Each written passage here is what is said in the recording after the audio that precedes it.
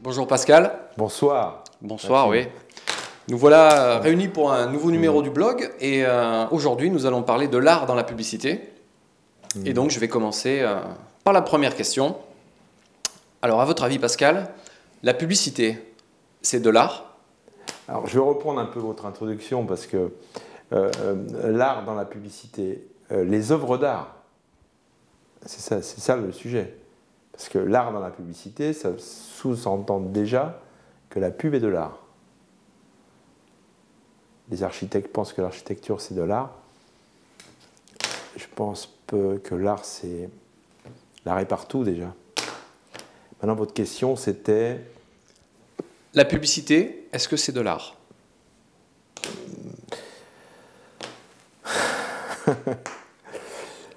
Il y a une grande différence entre les artistes et les publicitaires. Même si je pense que certains publicitaires peuvent être des artistes. Il n'y a pas... Je ne distribue pas les bons points, ni... je n'ai pas la science infuse. L'art, c'est tellement vaste. Mais dans le métier de publicitaire, c'est d'abord être créatif. La vision que j'ai des artistes, mais c'est la mienne. Elle n'est pas universelle. Il n'y a pas de théorie universelle sur l'art. C'est ce qui fait que l'art est précieux. C'est que les artistes sont des créateurs. Donc la grosse différence, c'est créatif, créateur. Et ce n'est pas uniquement de la sémantique, mon cher Maxime. Très bien. Okay, on peut enchaîner en fait, hein. Je pense là. Ouais, on continue, tranquille. Alors la deuxième question revient un peu sur cette première. Je vais poser donc la deuxième question. L'art offre une libre création et la publicité, elle, vend un produit. Est-ce que les deux sont compatibles? Est-ce que vendre un produit, c'est pas aussi une libre création? Dans le métier de publicitaire. Bon. Elle est compliquée cette question parce que... Vous pouvez la répéter? L'art offre une libre création. Une forme de liberté. Déjà, vous êtes sur un postulat. Voilà. Maxime. Dans l'œil de l'autre. L'art offre une libre création. Déjà, votre question, elle est déjà orientée. Et si l'art n'était pas une libre création? Alors, je vais poser une autre question. Alors, continuez votre question. Donc, l'art offre une libre création. On part du principe que l'art est une libre création. Il fait une forme de liberté dans l'art. Est-ce qu'elle peut se mélanger dans la publicité qui, elle, est là pour vendre un produit, généralement? Ah ben... c'est une question assez complexe, mais je vais essayer d'y répondre, je ne vais pas m'échapper. Il y a un danger. Si c'est une œuvre qui est reconnue, et donc qui est prégnante dans l'inconscient collectif, elle peut très vite cannibaliser le produit. Ça, c'est un premier fait. La deuxième chose, c'est que la publicité qui se sert d'une œuvre d'art par rapport à un produit, on est bien d'accord, hein, c'est la vente, on vend des produits généralement. Les stratégies de marque, une marque c'est quoi? Une marque c'est un repère mental.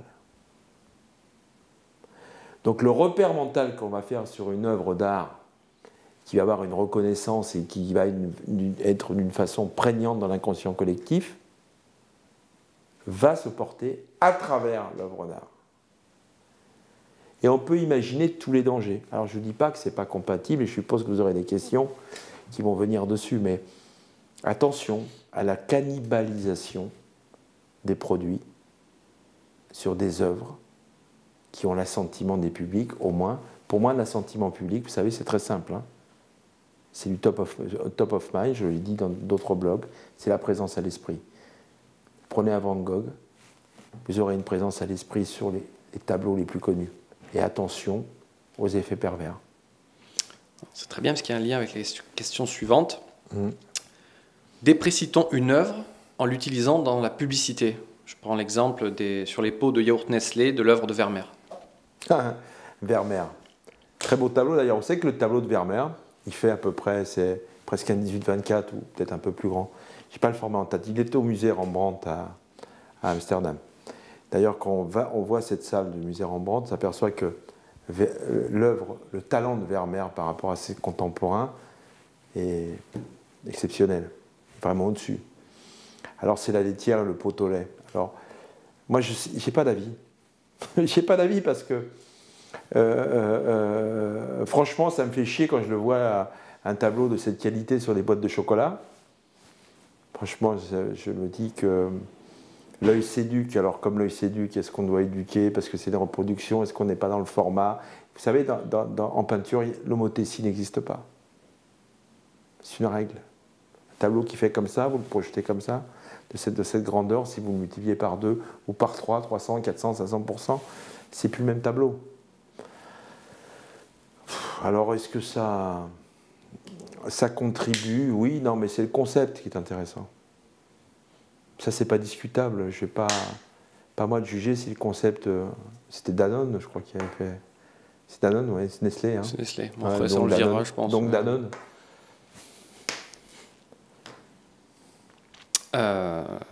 La publicité fait depuis quelques années appel à des grands réalisateurs.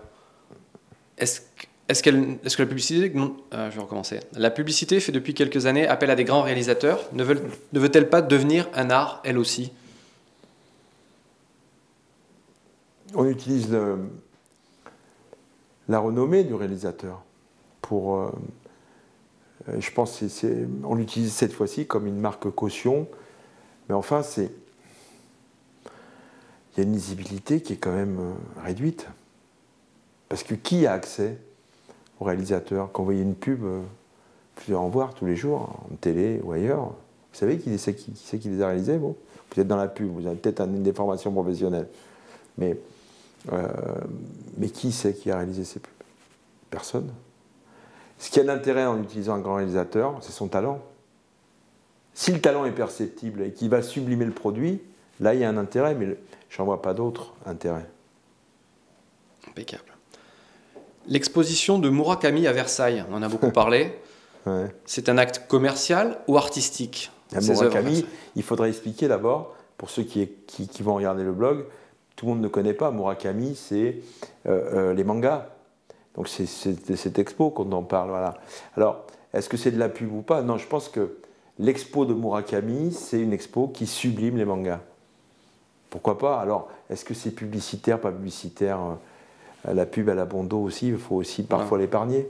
Voilà. Le débat, c'était ça, c'est de savoir si c'était un coup de pub pour faire parler d'une expo à Versailles ou si vraiment c'était une démarche artistique de faire venir ses œuvres, en fait. Dès que vous êtes sur des postures événementielles, tout est négociable. Donc tout est audible. Aussi de n'importe quoi. C'est l'émotion que cette exposition a rendue ou pas. Est-ce que la copie est émotionnelle ou pas? C'est pas à moi de juger si c'est bon ou pas bon.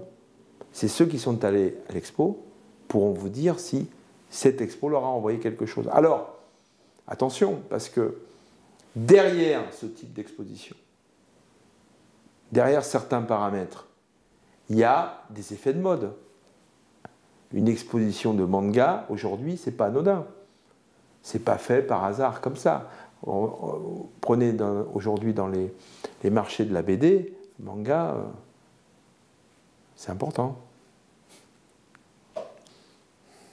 Une peinture de Jackson Pollock s'est vendue 156 millions de dollars, parce que c'est la peinture vendue la plus chère au monde. Est-ce qu'il n'y a pas un peu de la communication et la publicité détermine-t-elle une part de ce prix? Qu'est-ce que ça peut foutre qu'elle vaille 156, 3 millions de dollars, en euros aussi, pourquoi pas? Je voulais parler du lien en fait avec certaines œuvres qui sont plus mises en avant que d'autres. Forcément, il y a une subjectivité et une mise en position de certaines œuvres, et du coup leur prix augmente. Non, la seule chose que j'ai pu constater, c'est que, et souvent, dans les prix des œuvres, bon là, Pollock, qui est respect sur le dripping. Il m'est arrivé de faire du dripping aussi, et on peut s'apercevoir que c'est beaucoup plus compliqué que l'on croit. La seule chose le constat que je fais, c'est que, et je peux me tromper parce que tout le monde se trompe, mais c'est que les ventes aux enchères, on parle d'une vente aux enchères, hein, c'est fait à... C'est Sotheby qui a fait cette vente. Je crois. Voilà. Elles n'ont pas souvent un rapport avec l'histoire de l'art. Il y a des tableaux majeurs, il y a des œuvres majeures qui ont transformé l'histoire de l'art. Comme Stendhal a écrit un livre sur le théâtre, il a transformé, et c'est une époque, c'est une écriture qui a transformé la littérature. C'était bien avant le rouge et le noir. À l'époque, c'était la littérature, c'était les Escarpins et les Jabot, et Stendhal. Et Picasso, au début du XXe, quand ils sont au bateau lavoir et tout ça, les journalistes parlaient d'art dégénéré. Donc c'est les tableaux de cette époque, 1907, nous sommes en Languedoc-Roussillon, 1907, Braque et Picasso, Serret, on pourrait dire Soulage ici, avec les outres noirs. Il y a Rothko. Il dilue son huile dans la térébenthine. Et c'est extraordinaire. Moi, ce qui me gêne, c'est la corrélation entre la valeur d'une œuvre et son importance dans l'histoire de l'art, c'est-à-dire celle qui a fait progresser l'art. Et c'est voilà. Et pour moi, une œuvre qui a fait progresser l'art, celle-là n'a pas de prix, parce que ça, c'est la base, la transmission. Il n'y a pas de grand peintre, il n'y a pas de grand artiste qui ait une méconnaissance de l'histoire de l'art. L'art, c'est la transmission.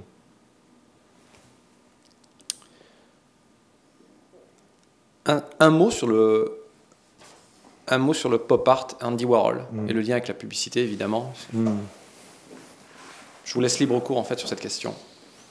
Quoi, de parler c'est pas une question. Voilà, un petit mot en fait sur le mouvement pop art, qui est une critique de la consommation de masse, et notamment Warhol qui en était on fer de parle lance. De Warhol, mais voilà. on oublie les fameuses boîtes de soupe qui sont au MoMA. Ouais, ou les beans, voilà.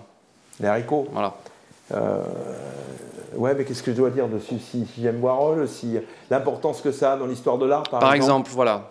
Bah, on est dans une société libre à consommation, donc l'artiste étant très perméable à la société. Warhol a retranscrit cette société consumériste à travers cette. C'est une expression. On revient sur l'expression. Il était entouré d'ailleurs de graffeurs comme Basquiat et autres aussi. Hein. Il faut resituer cette période fin des années 70, début des années 80 aussi, hein, où Warhol a quand même, avec Basquiat, fait un duo assez exceptionnel.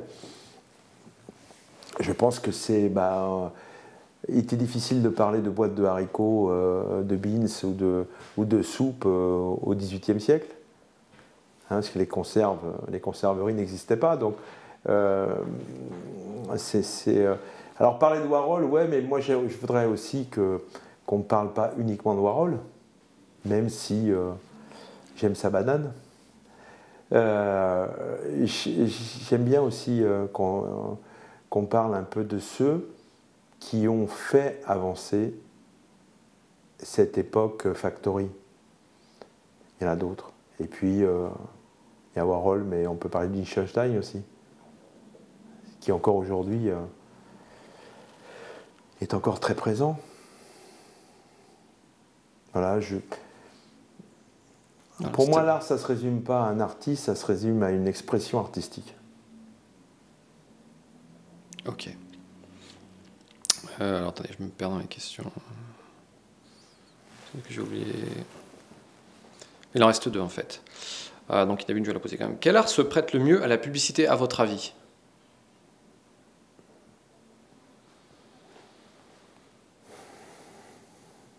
Aucun. Sauf celui qui fait une bonne publicité ou une mauvaise, c'est-à-dire le concept créatif. Le parti pris créatif, est-ce qu'il devient artistique, je l'espère parfois, parce que la pub a droit aussi à être... Maintenant, est-ce qu'on peut dire que la pub est de l'art? Parce que la première question au début, non. On ne peut pas dire que la peinture soit de l'art. Pas toujours. On peut apprendre à peindre, mais pas être peintre. Donc, est-ce que la pub c'est de l'art? Non. Parfois, il y a des œuvres d'art, y compris dans la publicité, parce qu'elles ont dépassé le cadre du créatif et elles sont passées dans le cadre de la création. Et ça, ça existe aussi. Et j'en citerai aucune. Très bien. Et nous allons terminer par de l'art, justement. Et j'aimerais que vous nous fassiez partager, justement, une œuvre qui vous a touché, peut-être plus que les autres, et dont vous aimeriez parler pour terminer ce blog.